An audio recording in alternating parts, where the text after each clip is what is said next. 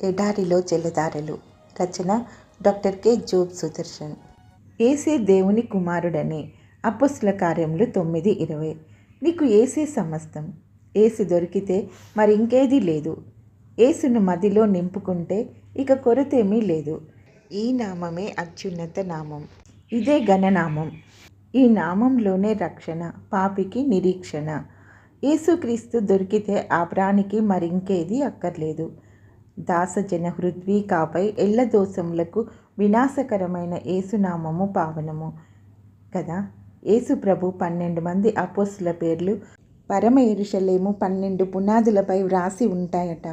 యేసునామం ధరించి జయించిన వారు భూమిపై ఆయనతో కూడా ఏలుతారట. వారు ఆయన స్వకీయ సాంపాద్యమట.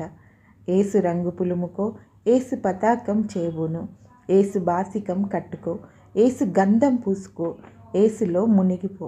యేసుక్రీస్తుని పుణ్యవస్త్రము ఏ మరక మైదాల్చరే అంటూ భక్త కవి ప్రోత్సహిస్తున్నాడు.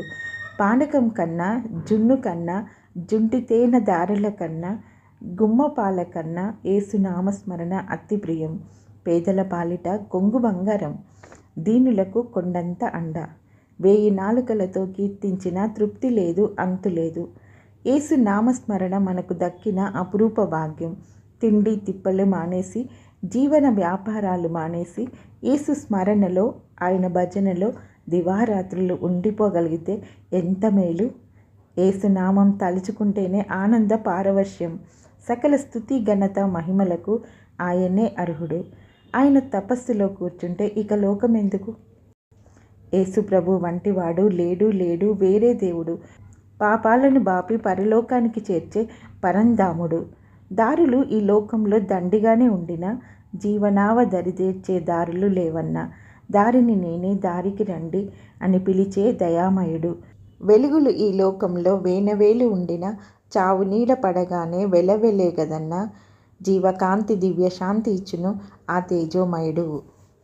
దేవుని మర్మమై ఉన్న క్రీస్తును స్పష్టంగా తెలుసుకున్నవారై. కొలస్సీ 2:2.